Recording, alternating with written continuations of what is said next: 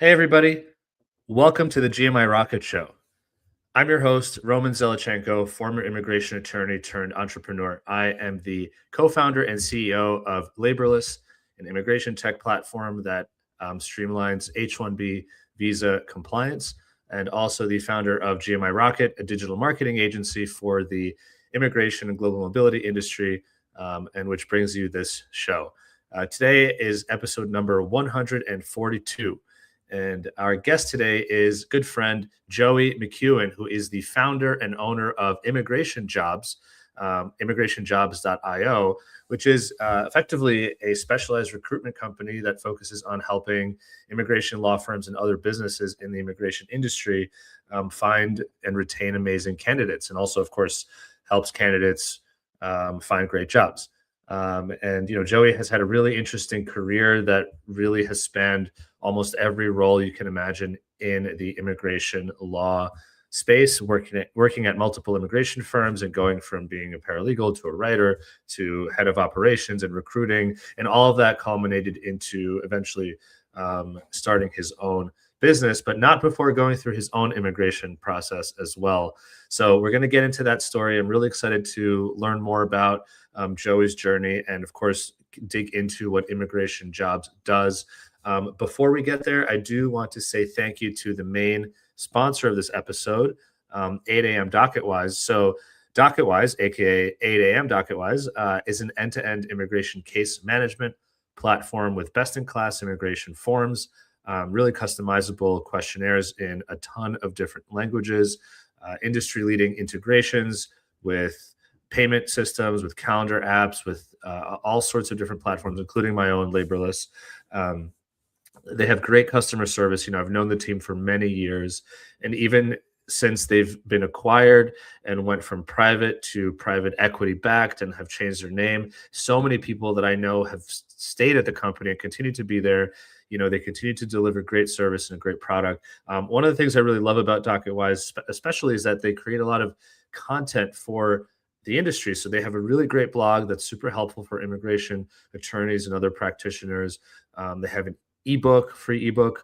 They have a podcast that I've been on as well. They support this show and other things in our industry. So I'm really grateful to DocketWise. If you are interested, if you're maybe shopping for a new immigration case management platform, whether you're a law firm or you're in-house, check them out at 8 a.m. So that's the number 8 a.m., like the time you would wake up for work, although I wake up later than that. 8am.com/DocketWise, or use the link in the show notes. And if you talk to them, tell them you heard about them from the GMI Rocket Show. Okay, so without further ado, Joey, thank you so much for being here. I really appreciate it. I know you're in Europe right now, so it's a little bit late for you. I know it's 1 o'clock here in New York, so I appreciate you taking the time, and I'm excited for this conversation. Yeah, thanks, Roman. I'm happy to be here. Definitely. And, one of the things we never really talked about is your kind of immigration journey. So we will get to that, right? Because you're originally, from America, you grew up here, you were born here, and then now you live in Spain. So we will talk about that. But, with this show, I really love to dig into the guest's kind of story. A lot of people know you at this point as well. You share a lot of amazing content on LinkedIn and across social media. You've helped dozens and dozens and dozens of immigration professionals get jobs. But I don't know. A lot of people probably don't know who is Joey, right? Like, where are you from? What's your background? So, let's chat a little bit about that. I know you were born in the U.S. Your family's comes from Irish kind of roots with your last name and all. Do you, by the way, know when they came to the U.S.? Your family? So yeah, I actually don't know. I've done a little bit of research, but I believe on my dad's side, they came in, in the 1800s through Ellis Island, but I haven't done, a ton of research about it. My mom's side, mostly from, I think, Norway. And so they also have their own immigration journey, which I think was a little bit different than my dad's side. But yeah, I haven't done a ton of research about it. That would be, and I'm sure that they have those records at Ellis Island too. That would be a really fun trip back to New York with the family to check that out. Yeah, exactly. There was a huge, Irish and Italian immigration wave into the U.S. in the late 1800s. Or did you say, or was it even earlier than that? You think that you're? No, I think it was late 1800s. Yeah. late 1800s, early 1900s. It was a lot of the Irish, Italians, and the Jews. I mean, my family came in 1990, so we missed that first big wave of Jews. But that was really New York City was established really as a huge hub for Irish, Italian, and Jewish immigrants. Do you know if your dad's side landed and stayed in New York? I mean, after getting processed through Ellis So Island. no, they came in, yeah, through New York, but then they ended up in Philadelphia. So that's where my dad was born. That's where his family stayed for, I think they pretty much went there very quickly after New York. So Mm. they were based in Philly. Do you know what they did sort of that sort of few generations back in Philly? I mean, were they kind of like laborers working in various, I mean, it's a pretty industrial Yeah, town, Philly.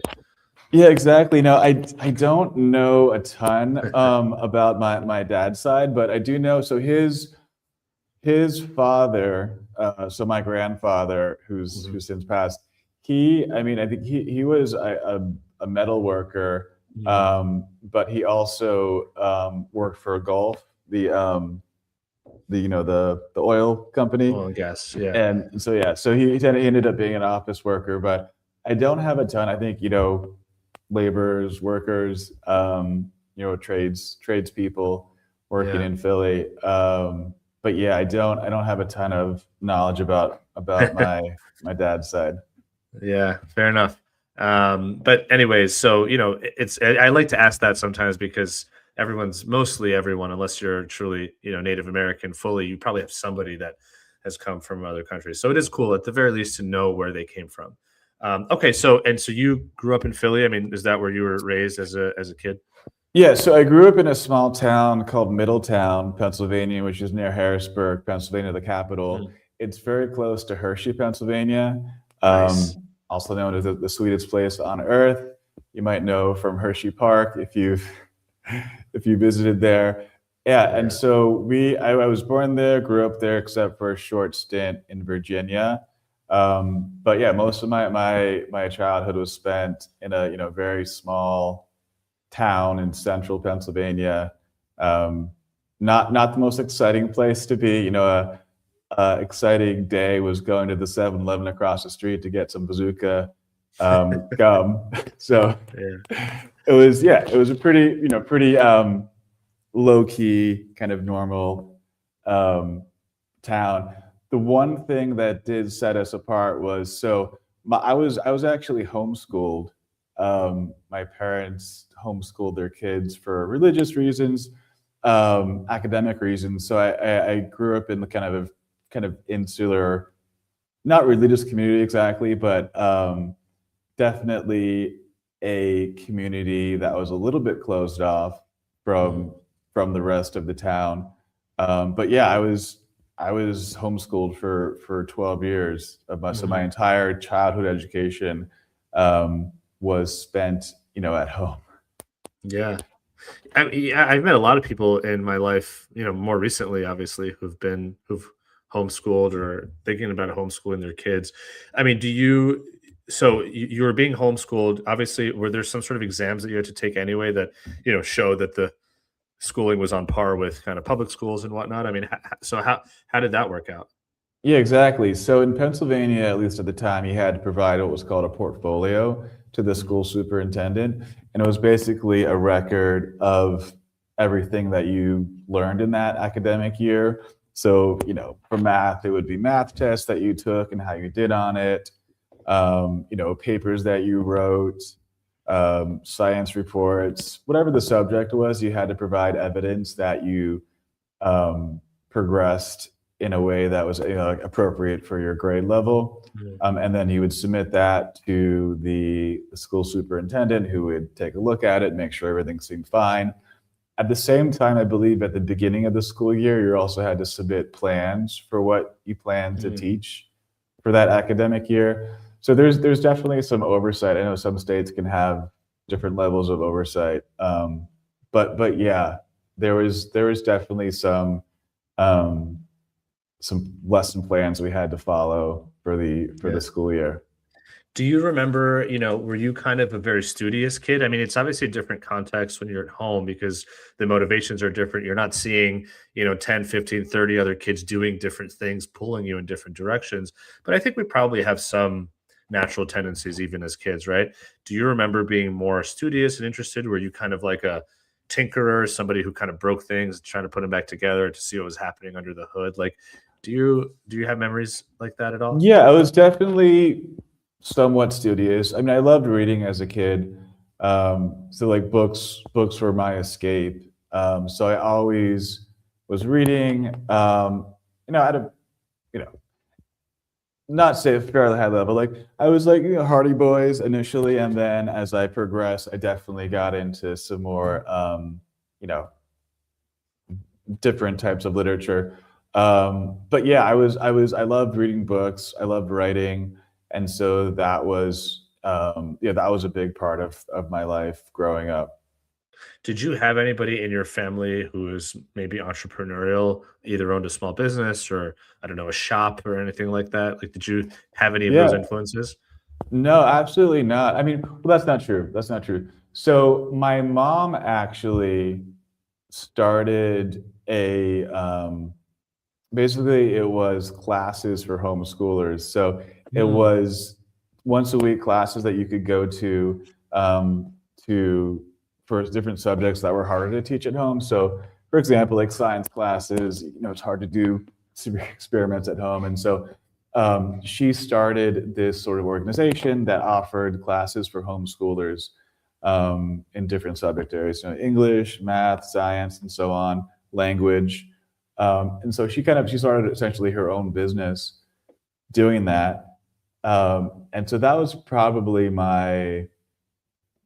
in terms of a family member doing some sort of entrepreneurial thing, that would be it. My dad typically had, office jobs and worked for various companies, but my mom actually did have some entrepreneurial things going on. and that would be basically, other parents are homeschooling their kids, but then for certain subjects, maybe once a week or whatever it was, they would all convene at your house and kind of take a class Yeah. together. Not at my house, but like a local church Oh, that gotcha. had some classrooms and some spaces for where people Uh, could meet up. Yeah, Yeah. I mean, that's really cool. And so I mean, were you aware of the fact that, I mean, did she have to market this? Was she ever talking about anything related to that business? I mean, right? Yeah, Like, I mean, yeah. yeah, it was definitely like a labor of love because I think she started it because it was like trying to solve a pain point in her own life, which was, Mhm. there's some subjects that parents, especially as the kids got older, more advanced, it's harder to teach those subjects at home. And so I think she was trying to solve a solution in her own life. And then she realized this is actually applicable to other homeschooled parents as well. And so if you have a kid who's getting into like middle school or high school where the subjects are more advanced and maybe you don't have a science background or a math background or a language background, it made sense to then hire so teachers who have expertise in that area. And then she started it, she did the marketing, she did all of my dad did the accounting or the bookkeeping. So it was definitely a family project. But yeah, she sure did everything herself. And it was interesting to see how hard it is to start a business, even um, one that seems fairly straightforward. There's so many aspects to running a business that are challenging. And so yeah, she was doing all of it herself, and yeah, and it was successful. It really met a need for parents in the area who were homeschooling their kids. It's such a great example too of how simple an entrepreneurship can be, right? And but oftentimes, whether it's that or building, Google or something that, as sophisticated as a massive international conglomerate, it often starts from, solving a problem and usually solving the founders or one of the founders' problem, or at least a problem that they encountered. So that's great, and it's cool to think about how maybe that subconsciously laid some foundation, right? Some groundwork. Because when Yeah, you see something at home, you tend to be influenced by it.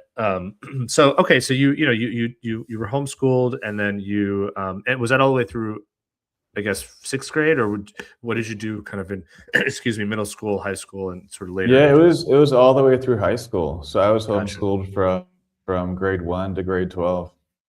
So then eventually you went off to college. You went to Thomas Aquinas, which is, by the way, where is that based? So that's in It's in California, California. Southern Yeah. California. Yeah, it's in Santa Paula, California, which is near Ojai, So near Santa that's Barbara. so that is. I was thinking you went somewhere in Pennsylvania, but you said I'm out of here. I'm going to go to the other side of Yeah, the country. I think What was after that? 12 What was years, that yeah, like? yeah, after 12 years at home, I was ready to get out. It was a good experience. I love being in California. I definitely was always interested in traveling and kind of experiencing something other than central Pennsylvania. I planned a trip to Europe by myself when I was 16, which somehow my parents let me go on by myself. So I was always like very interested in trying, in traveling, trying to get out of Pennsylvania. And so I applied to Thomas Aquinas College and got in there, of course. And it was great. It's a great book school, which is there's only a few in the U.S., but essentially it's a school that really focuses on reading original texts of the Western canon. So you read it's a lot of philosophy and theology, but you do everything from Euclid to reading the Greek tragedies to a lot of original theological works, Thomas Aquinas, and so on. But it's meant to be a discussion-based format, and so instead of having lectures from the professors, you sat around a table and just read a few chapters of whatever work was assigned, and then you talked about it. Wow. But were there also, I mean, did you have to do your basic kind of any science or math classes or anything Yeah, like it that? was. You had math, science, literature, philosophy, but it was for the most part all meant to be based on original works. And so, um, like for theology, you read the Bible, you read different historical theological texts. For math, it was kind of pieced together because you would obviously do Euclid, you would do read other mathematicians, which are sometimes quite challenging. But I would say it was more like the history of math or like the Hmm. history of science, since you didn't have a textbook essentially. I mean, That's it's a very niche education and not really applicable to it's like, Dad, what's 5 plus 5? You're like, well, what is addition? What yeah, does addition exactly, mean? exactly. Yeah. I don't know what 5 plus 5 is, but I can tell you about the philosophy behind two entities forming a third that is the sum of the first two. Yeah, yeah, exactly. So it's that type of education. It's not a typical, if you're trying to get an engineering degree, for Right. example, like it's completely worthless in terms of the practical knowledge you need to have. You know what's funny? And I've talked about this in other episodes. So I studied initially, came into university studying financial economics, which sounds very practical, but it was in our School of Liberal Arts, so it wasn't actually, I mean, yes, there was supply and demand curves and whatnot, but you're studying um, political philosophers really who doubled as economists in like the 16, 17, 1800s, and I guess some in the 1900s. I don't even remember. I have some of these textbooks still at home. And the funny thing is that I did 5 years in college because I wanted to do a master's program, and then I ended up dropping it, and then I was already stuck for 5 years, so I did a double major, and my second major was philosophy, politics, and law. So it was kind of this hybrid. It was a kind of a pre-law course, but really focused on some of probably what you did in college. But what was interesting is that, and this is kind of the point that I'm getting to, a lot of the texts that I read in that fourth and fifth year for political philosophy and economic philosophy was what informed all of the equations that I was learning my first, second, and third year. And that initial couple of years in college, when they thrust an 18-year-old kid into supply demand curves, I don't know what a means of production is. I mean, maybe other kids do, and I was just a dumb freshman, but it made so much more sense to me to learn the thought process behind some of these, economists' kind of equations and things, which they wrote about, right? And they explained. It was, and so then when I would go back to the equations, I would now understand the underpinning of it. And so it's funny, I'm obviously teasing the whole concept of like learning math through original text, but actually, I think if you do it that way, and then you move on to sort of the numbers and the abstract part of it, at least for the way my brain works, it is way more impactful and it makes me understand it way better than if I just through rote memorization remember a formula but don't understand fundamentally what the formula is trying to achieve. So Yeah, I love it. exactly. There are a lot of consulting firms and other companies that look for people who have that kind of background that you've shared, rather than like, let's say, a pure math background. I mean, there is a lot of that. If we talk about recruiting, and we'll get to that later, where recruiters are looking for those skills as well, and they'll just teach you the math, quote unquote, but they want to know that you fundamentally think a certain way. Yeah, exactly. No, it was very good at encouraging that type of thought process, like looking at the why behind things, which I think which is what I've always been interested in as well. So yeah, I mean, you should have gone there. I think it sounds like Yeah, you would have I would have loved excelled. it. Yeah, I Yeah. did it. I did it the other way around. And funny enough, I was not a great student my first couple of years because, again, I didn't know this about myself. I'm more of a why person first, and then my last couple of years, I was just A, and I'm like, damn it! If only I knew this 4 years ago, I would have flipped the script and started off, the other way. But in any case, okay, so you graduated from college. You have this degree. You are in California. What's your first move? I mean, I know you eventually went to NYU and you got some additional education later from like an HR perspective, but Yeah. you sound primed to be a lawyer. I mean, right? Like you've read books your whole life. You enjoy reading. You went to a school where you sit around and discuss in a small group, theories and understanding things. I mean, that is perfect, you know, grounds for becoming an attorney. Did you think this way? I mean, because I know you obviously went into a law firm kind of shortly after graduation, but what was your thought process at the time? Yeah, so I knew I didn't want to be an attorney. So my dad actually went to law school when I was actually older. So I think I was Oh, about wow. 9 or 10 years old. And so he took a career break. He went back to law school, and then he actually didn't end up working as an attorney. So, um, but I knew that I was pretty sure that being a lawyer wasn't for me. And so yeah, after I graduated, I really had to think hard about what I wanted to do and my next step. And honestly, I didn't know. And so I moved to New York City, which my As one brother does. yeah, this is what you do if you don't know what you're going to do with your life, because it's really easy to live there. And my older brother went to school there. He's works in film and TV, and he had an apartment in Williamsburg. So I moved there. I slept on his kitchen floor for Nice. 6 months and tried to figure out my next step. And before I left at TAC, there was a kind of career advisor, and he was like, "You should try being a paralegal because there's writing involved. There's have to be able to think critically, but there's a lot of like research and writing that you have to do to be a paralegal." So I thought, okay, maybe I'll try that. And so when I moved to New York, though, my work background was always in restaurants, and I was working like for the school cafeteria, doing catering and all that. So I tried to get a job in the restaurant industry, but a lot of jobs in the restaurant industry, they wanted New York experience, and so there was Mhm. that kind of catch-22. It was like you need New York restaurant experience to get this job, and so I was striking out. Um, and then I saw an ad in the New York Times for an immigration paralegal, just sort of as I was going through the wanted ads, and it was a firm called Barson Muckamal in Midtown Manhattan. And I faxed in my resume because they wanted you to fax in your resume. I had to go to a shop to fax the resume in.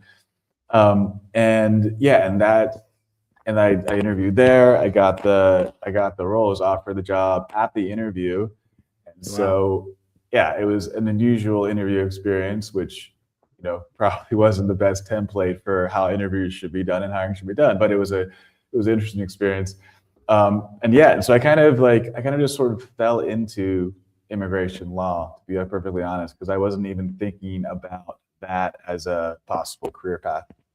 Mm-hmm. And so, I mean, first of all, that's awesome, and I can't imagine the idea of getting you've been striking out, sleeping on your brother's floor, and then you go into this office in Midtown Manhattan, which is fancy, you're, Yeah, in a sense, and you get a job on the spot, yeah, which is what a yeah. He told me to think about it. So I interviewed with Philip Kleiner, who is a immigration attorney, worked for many years there at Barst, and yeah, it was like I had been striking out. I'd go to interviews at restaurants, and like no one was there in the restaurant. The restaurant was empty. And I was like, where's everyone? And then yeah, to have the interview then offered at this, or I had the job offered on the spot. I was like, okay, I think I should take this. Yeah. That's great. So you accepted the job, and by the way, how was it? Were you able to move out? I mean, how was it? No, How was I that for was you as a yeah. So I was offered to, it was 30K per year, which is this is 2003, and it was the most amount of money I'd ever made in my life. And I thought this is it. I've made it. I'm gonna I've arrived in New York. I'm making 30K a year. This is awesome. I was still sleeping on my brother's kitchen floor in an air mattress, which at the beginning of the night it would be pumped up, and then at the end of the night, in the morning, it would be on the completely floor? flat. Yeah. And so I'd be on Yeah. the floor. Yeah. But I was able to buy a futon after a few months. So I got a mattress. But yeah, I was able to eventually move out, but it took a while because New York's an expensive place, and 30K Yeah. a year doesn't go very far. Yeah. Even back then.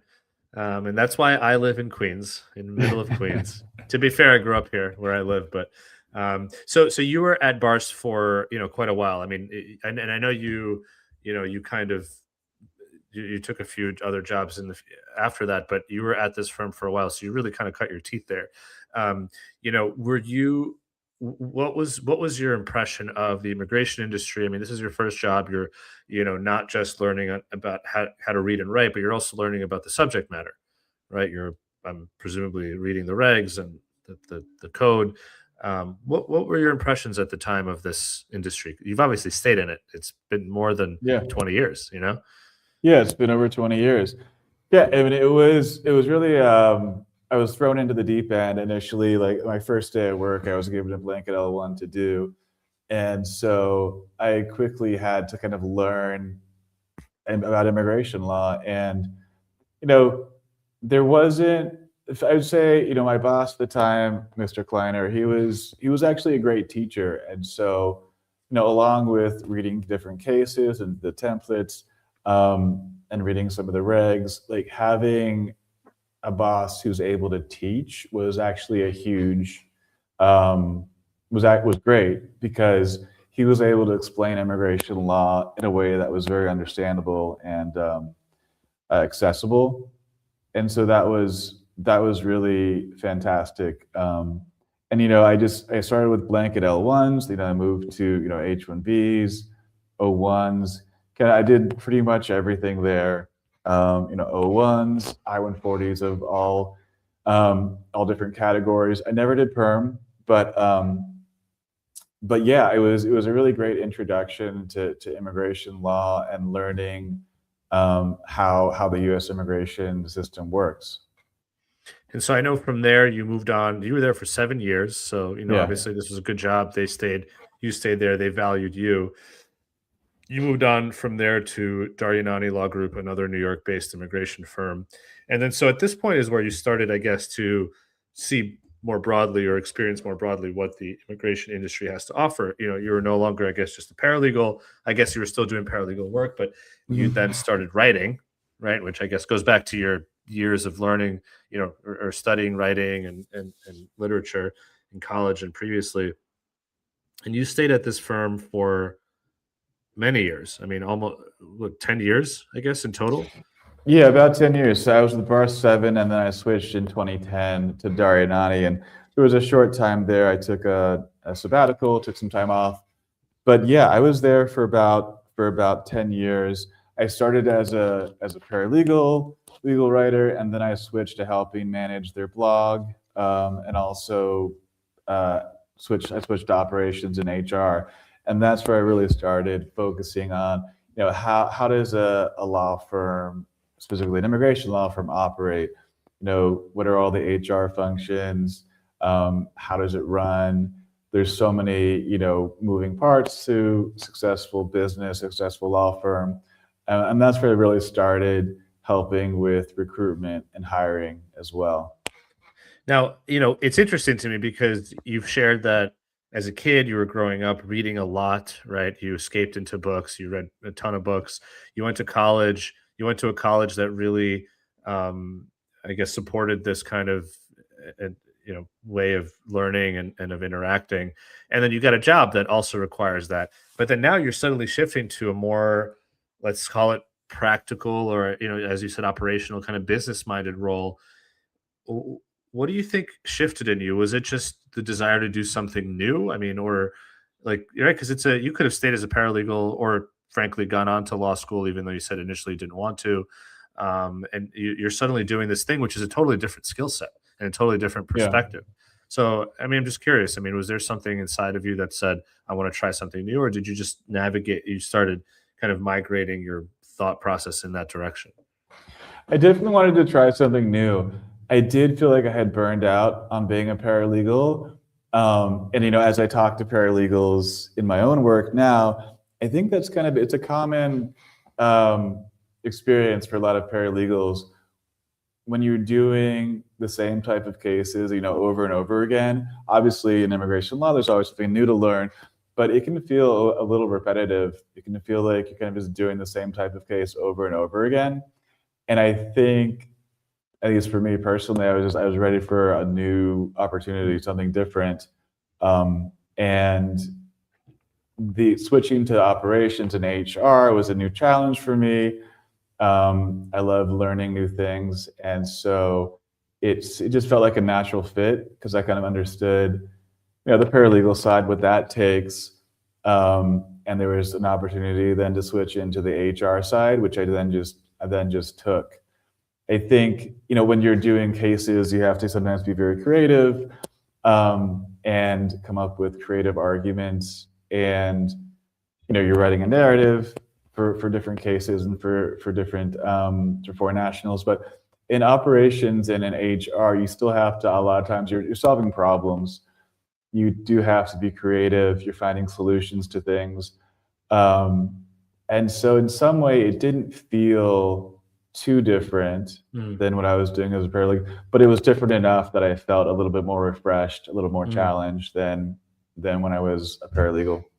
And is that when you also went back to school to NYU and to get a certificate in HR? Yeah, a little bit later. Yeah, a little bit later on, I realized, I wanted to, increase my knowledge. I didn't obviously have any classes in HR at Thomas Aquinas College, and so yeah, I went back to NYU for their certificate program in human capital. That's awesome.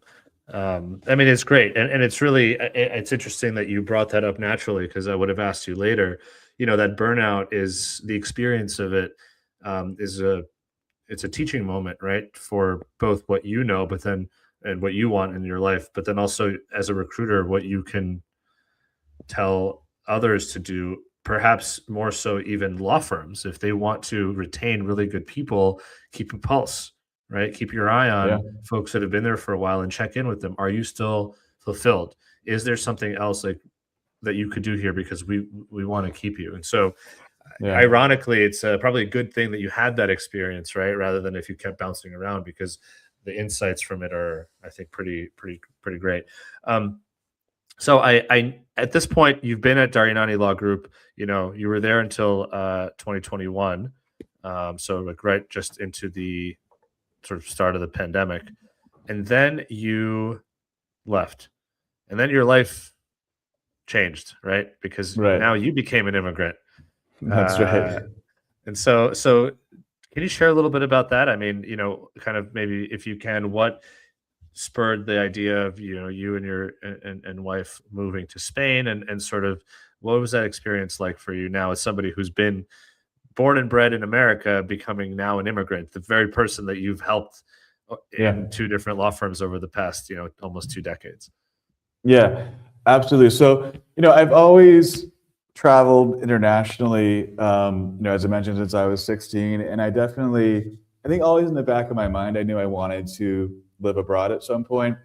But so at the time, when the pandemic started, my son had just turned 1, like the weekend in New York when everything shut down. De Blasio was like a week before saying, go to movies, go to restaurants, it's fine. And then there was that weekend in, I think, the first part of March in 2020, where like everything shut down. It was the weekend of my oldest son's birthday. And so we were stuck in an apartment with my 1-year-old son whose daycare had been canceled. My wife and I were fortunate enough to keep our jobs, but we were working full-time jobs with our son, going a little bit crazy, maybe, banging our pots at 7 p.m. at night. And we were watching International House Hunters at night and the show called MedLife, which features people who relocated to the Mediterranean. And my in-laws had retired to Spain about 15 years ago. And so my wife and I, when we first met, and then when we got married, we'd always been visiting Spain. So that once or twice a year, we'd come to visit Spain. And so we were in our apartment during the pandemic in New York, and we realized, hey, maybe we should try to get out of here. This might be a good time to start thinking about moving on. And New York, as you know, is an expensive place. Our son's daycare was like $3,000 a month. And so we realized if we wanted to have more kids, it would be very hard to do that in New York. And we said, okay, we know people. My in-laws live in Spain. We like it there. Let's see about trying to move there. And Spain actually has some, pretty, say, friendly, or has good options for moving there. They actually now have a digital nomad visa, but they have some other visa options that worked really well for us. And so I put on my paralegal cap. I looked at all the regulations. It's a much different process than how U.S. immigration works, but there's some similar things. And so I got all the documents ready. I was running around New York. A lot of offices were closed because of the pandemic, and so I would have you'd have to find out when they're open. They're open like one day a week in New York. You have to be here at this time. You have to get this document notarized, and it was an interesting process. Background, like FBI background checks and all that. And definitely being a paralegal helped because I looked at, the list of required documents. I made copies. Everything was in duplicate, Right. like that training kicked in. And so we would present a good application. And then, so then in 2021, we got our visas approved and we moved to Spain. So, I mean, huge life change. And now it's funny that you got to go through the process as well. It's great that you did it yourself. I didn't know that. That's kudos to you. So you moved in 2021, and I guess at this point were you no longer working at the firm? I mean, because now you're overseas, or were you kind of still working remotely a little bit? No, I stopped working there. I wanted to take a break to get settled in Spain, and just have another sort of career break while I figured out my next steps. Okay, so and the next steps, of course, were the beginnings of Immigration Jobs. Before we get to that, I just want to take a quick pause as well to say thank you to the second sponsor of this episode, which is Lex Reception. So for anybody who's never heard of Lex Reception, they are a legal intake, reception, and client support service, from answering phone calls and messages in real time, to scheduling appointments. Lex Reception provides immigration law firm clients with 24/7 legal answering specialists who know how the law firm works. They know the kind of questions to ask and the kind of answers to give, so that the law firm doesn't have to worry about missing a phone call from a client or a prospect. Lex Reception also have members that can proactively reach out. So let's say somebody fills out a form on your website or gets in touch with you some other way to learn about your firm. Lex Reception can help you do some outbound initial sales. They integrate with a number of legal tech platforms, so they can kind of be integrated into your tech stack, whether it's Clio or Practice Panther or others. So for any immigration law firms that are listening that are interested in having a kind of third-party receptionist service that can learn about what your law firm does and provide you with the service that you need, check out Lex Reception. They're giving $250 off their first month of service if you use the link in the show notes. So reach out to them and tell them that you heard about them from the GMI Rocket show. So thank you to Lex Reception. And that's, by the way, lexreception.com is the website. Okay, so you're in Spain. You are taking a career break. You're settling in. You've got this almost at this point 2 decades, like 17 years of immigration law experience, everything from paralegal, senior paralegal, to writer, to hiring in HR, to operations. I mean, you've done everything but be a lawyer on paper. Although, I always say when I was practicing and I first started, sure, I was the lawyer, but let's be honest, the education came from the paralegals that knew what the heck they were doing and who taught me quite a lot, and oftentimes, especially in the beginning, helped me with the drafting and the writing and the forms and everything.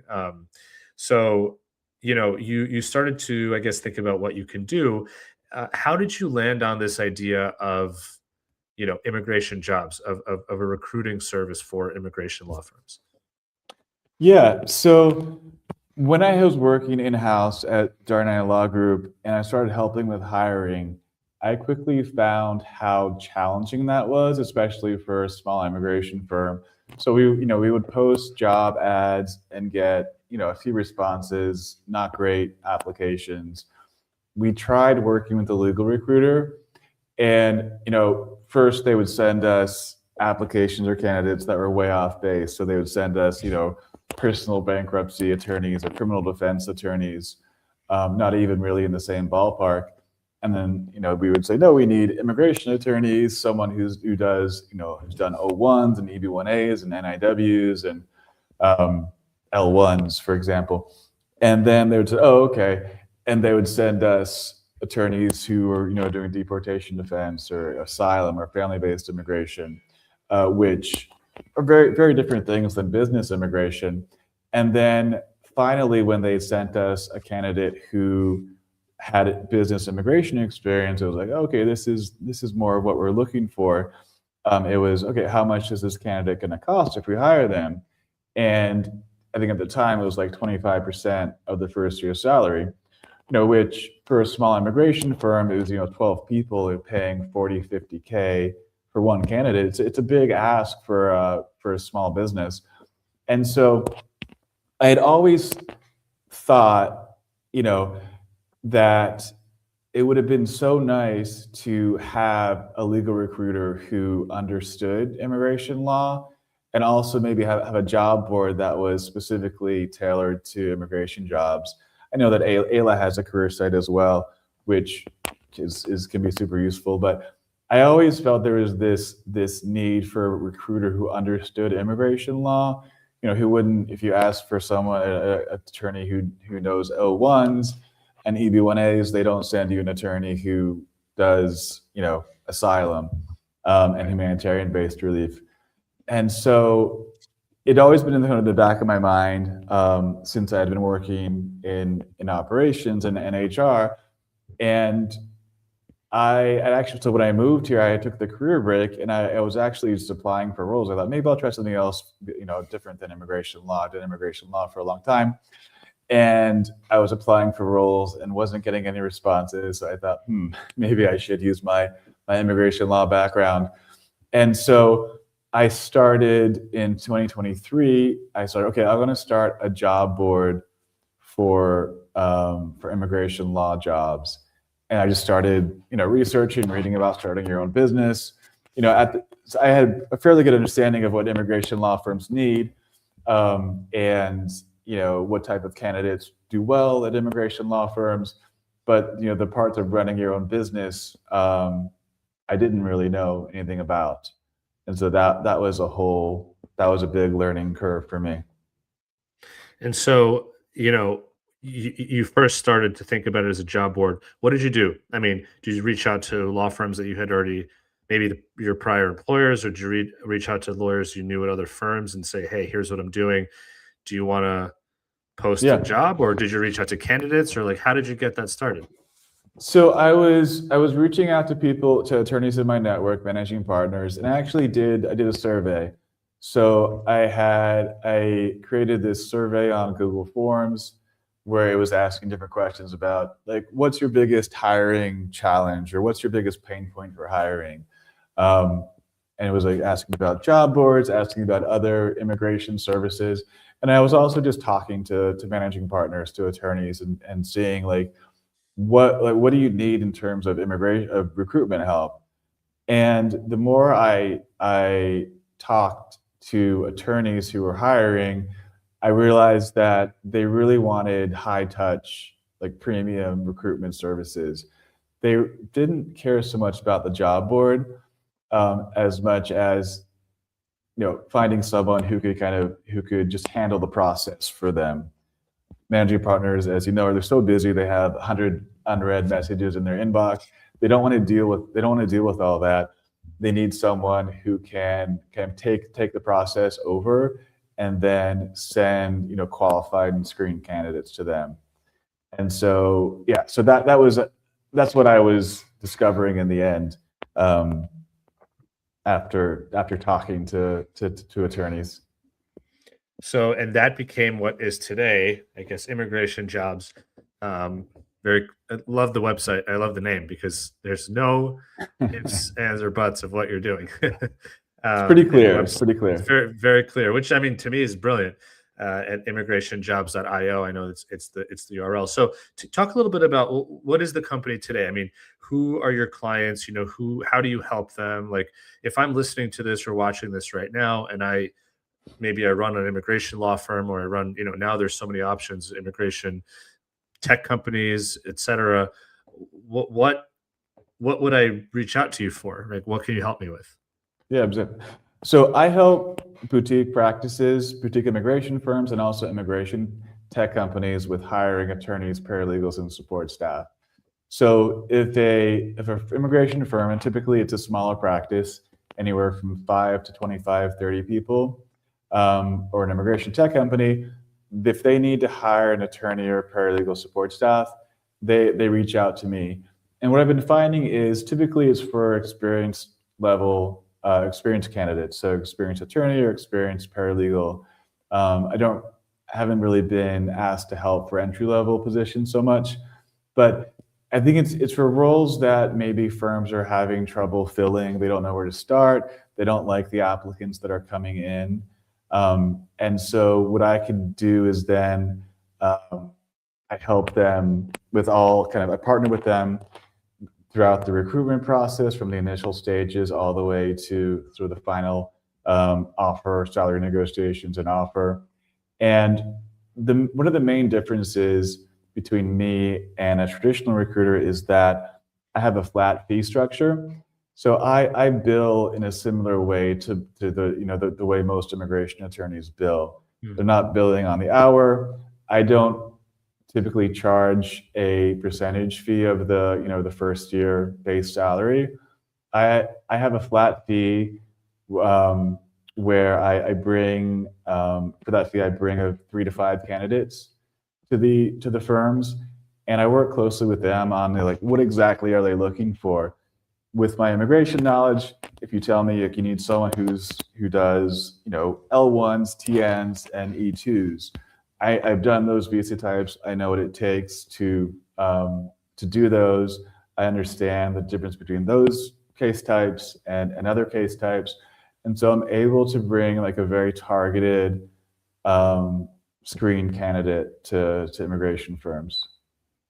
And at what point, I guess, how are you bringing these candidates in? Do you have a database or a pool of candidates already? Do you then go out and find candidates? Maybe it's a combination of the two. Yeah, absolutely. It's a combination of those. So I help with the job ad. I write a very specific job ad tailored to this ideal candidate of who they're looking for. I have my own talent pool, my own database of candidates that I reach out to. And then a big part of what I do is I do a very active outreach to candidates. So, as you probably know, for job ads, there's always going to be a certain number of candidates who apply to a job ad, and that's great. You can often find good talent that way, but there's so much talent that is maybe not looking at job ads, who they're interested in finding a new role, but maybe they aren't actively looking at the moment, or they just haven't seen the job ad yet. And so I reach out to candidates directly. I talk to them, see if they're interested in the role. That's a big part of what I do. And what was so hard, I think, so hard for a lot of small immigration firms to do that, because it is pretty time consuming and takes a lot of work. But it's a huge part of the talent pool. It's really important to reach out to when you're recruiting for a position. And I'm assuming that takes a lot of time, and it's probably why most law firms, I mean, they put up a job on Indeed or basic job on LinkedIn, and then they're not, DMing potential candidates who may be employed, to your point, and aren't necessarily actively looking, but could be interested. And so I'm assuming that that's something else that you can do that's a huge value add that they just wouldn't be able to do on their own. Yeah, actually, it takes a lot of time. It's pretty exhaustive what I do, and I use tools that are fairly expensive. So LinkedIn Recruiter, for example, it's a great tool. You can do targeted searches for candidates in a very specific way, but it's expensive. It's like $10K a year, and so most small firms don't have Right. that in their budget to do. It's not only a time issue, but also a budget issue as well. And so I'm able to use these kind of traditional recruitment tools that are available to larger, firms or larger companies, and I'm able to bring that to smaller firms as well. So, what advice would you have, for maybe law firms that are hiring? Obviously, the advice would always be reach out to Joey, but Yeah. in general, as they're thinking about expanding roles, or as they're thinking about growth, or thinking about hiring, I know there are a million different scenarios, but is there advice that you would generally give folks as they're thinking about hiring new staff for their immigration law firm? Yeah, I mean, there's a few things I could talk about. There's some very specific things that firms can do. I would say one thing I've discovered is that flexibility is important, and when you're reaching out, one of the biggest things that has sort of affected the talent, the candidate pool, is something, for example, like, are you remote or hybrid? There's a few small things that can have a big impact But on what do you your recommend? What do you candidate recommend pool. there, for example? I mean, that's a Yeah, specific one. so I think law firms need to think really specifically about how important it is for candidates to be in an office. Like, how many days is necessary? Can this role be remote? Remote roles receive many more candidates than in-person roles. Like a 5-day in-person role is very, very hard to fill, and even 4 days. The sweet spot tends to be, I think, 1 or 2 days in office. And I think a lot of firms are, because they've always done things a certain way, they've always had people in the office, maybe 3 or 4 days. With immigration law, there's so many petitions that are paper-based still, so it does make sense to have people in the office. But I think it's good to kind of evaluate how important that is, because that has a huge impact on the candidate pool. And remote roles get so many more applications than in-person roles, and just adjusting from 3-4 days in office to 2 days in office actually has a big impact as well. Interesting. And I guess, yeah, the idea is thinking about, okay, how really is 3 days going to be that much more important to you? Or if you could do 1 or 2 days, you can greatly expand the number of people who apply.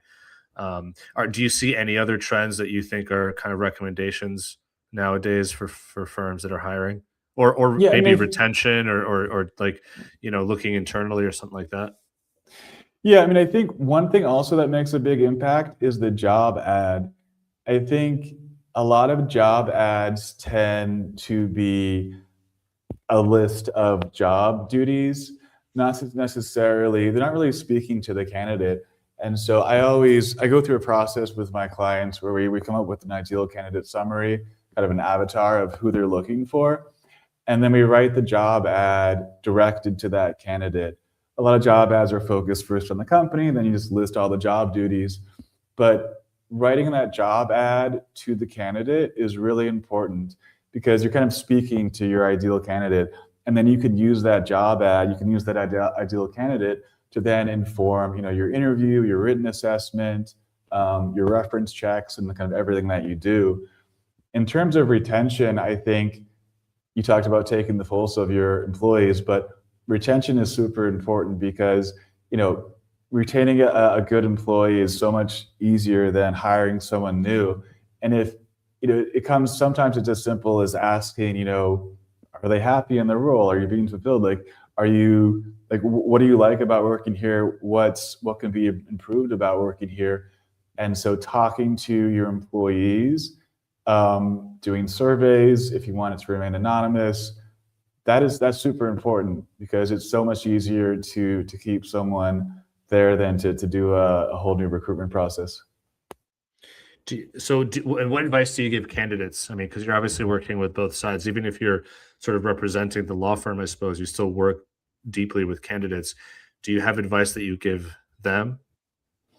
Yeah, there's a few things, I tell them in terms of roles. I always encourage candidates to, focus on roles that they're well positioned for. They don't have to have all the qualifications, but, having some of them or most of them, like 70% or more of them or 60% or more of them, is really important because firms can be picky now. They can, if they want someone who does, H-1Bs and perms, they can typically find exactly what they're looking for.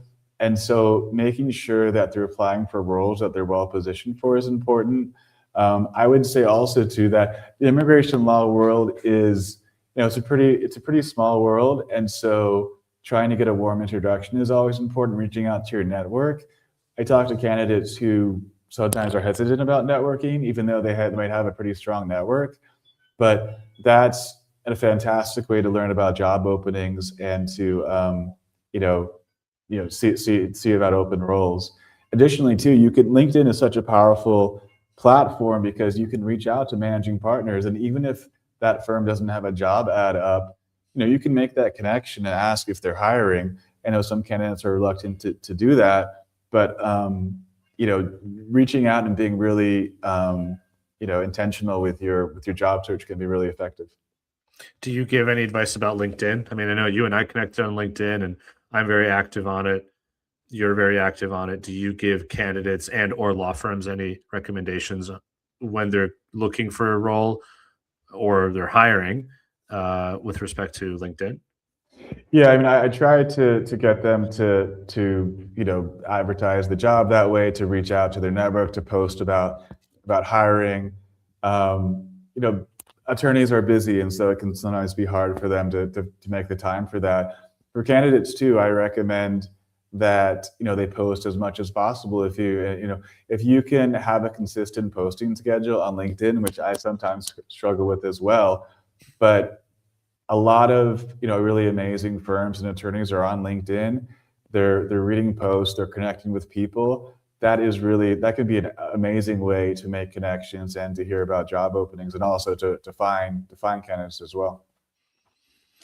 So what do you, I mean, it's so really great advice. And I mean, and I know you can give so much more advice, obviously, for any individuals. And by the way, and I will say this on the air, for law firms that are looking to hire, they should reach out to you. I mean, period. It's the time spent looking for candidates, the energy wasted, if you will, on, unsuccessful sort of interviews and whatnot, it just makes sense to work with somebody like you. A lot of people are hesitant, and I get it, in our industry and in general, to pay for things when they think, well, I could do this on my own, right? And a lot of times people can do things on their own, but I think there are certain things that you just get so much more out of hiring an expert. I mean, where the efficiency is so much greater, and to me, this is one of those moments, and that's why folks like you exist. Somebody who's so specialized that the law firm barely has to. To your point, if you're a traditional recruiter, even a legal recruiter, which sounds specialized, but when you get into it, you realize, personal injury and immigration and patent and, medical malpractice are vastly different. And if someone's Yeah. looking for an experienced professional, you have to get into the weeds of what is needed and what the job requires. And so I think that there's such a need for somebody who, a law firm can get on the phone with, and in 10 minutes, the recruiter knows exactly what they need. You don't have to educate them about the nitty gritty yourself, because then it's like, well, you do. Why don't I just do it? Why am I paying this guy to educate them? Yeah. What do you foresee as, the landscape is changing, and I guess immigration law is, I guess, shifting in a way. What do you see as some shifts from the personnel standpoint, hiring standpoint, that you could have some thoughts on? Yeah, I mean, I think I don't know if I see any big shifts now. I think now more than ever, foreign nationals need good attorneys, and so I think there's always I see law firms continuing to hire and continue to focus on hiring top talent. I don't think that's changed. Maybe there's um, some hesitations, maybe about growing or being too aggressive with your growth, but I know I've just been seeing law firms continue to wanting to find really great talent to help their clients. And how do you feel? I guess maybe this is another thing I was thinking about. How do you feel about, you work with tech companies? There are also, these venture-backed ABS, alternative business structure firms. I mean, do you see that continuing to grow? Because it's slightly different. Still the same role, but slightly different environments, cultures, sometimes pay packages. What are you seeing Yeah. there, if anything? Yeah, definitely. I think a lot of these immigration tech companies are um, maybe filling a need that some traditional law firms haven't, or maybe are struggling with. A lot of immigration tech companies that I work with, they're very focused on customer service, on using technology in a way that some traditional law firms might be hesitant to do. A lot of these tech companies have in-house engineering teams, so they're really creating very well designed in-house case management systems, and they have client portals, and that type of technology can be very appealing to a lot of clients. So I think that I definitely see a lot of growth there, and a lot of attorneys too they want to be able to use AI tools, for example, ethically and responsibly. And a lot of those, immigration tech companies are really leading the way in trying to figure out how to do that. Interesting. Yeah. And I'm seeing the same thing. I know we've talked offline a little bit, and I'm seeing a roll up happen where a lot of firms are combining and buying, and, bigger firms or mid-sized firms are buying up smaller firms to stay competitive, to grow their book of business, or in some cases, to your point, a mid-sized or bigger firm that is also maybe traditional, but is also very tech savvy.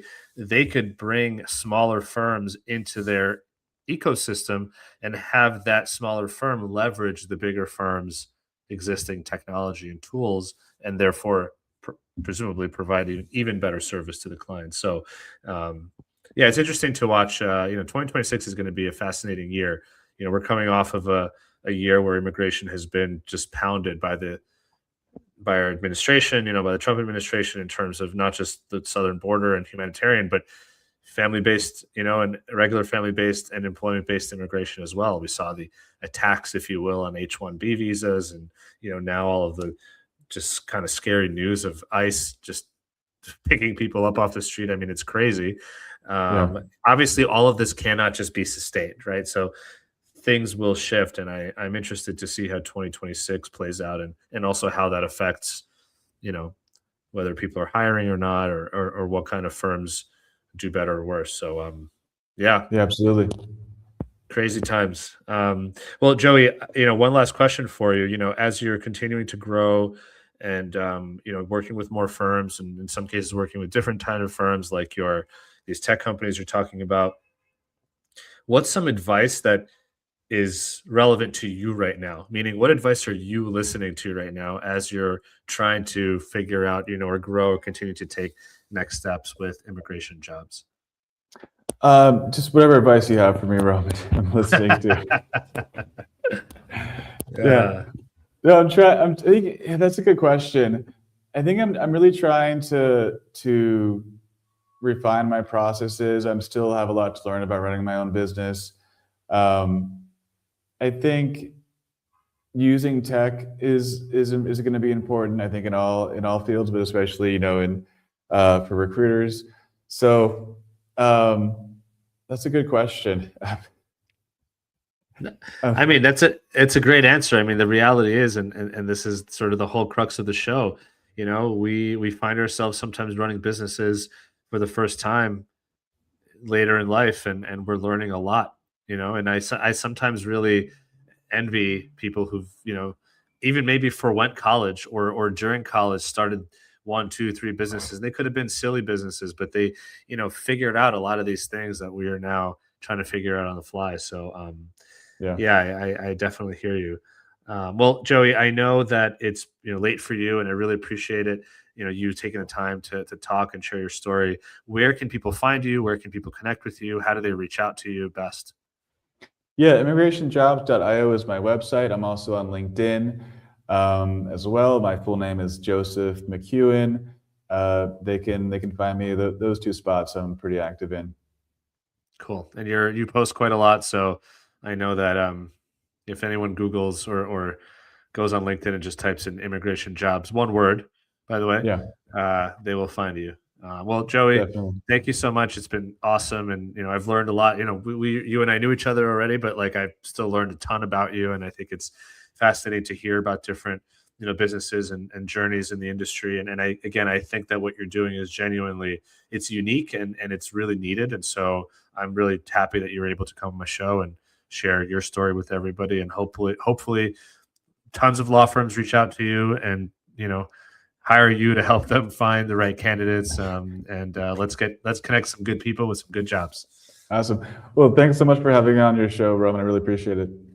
Yeah, likewise. I'll talk to you soon, and have a great night. I know it's evening for you, so thank you. All right, take care, Roman. Awesome. What a great episode. I will reiterate, if you are hiring, if you're an immigration law firm, reach out to Joey, reach out to immigrationjobs.io.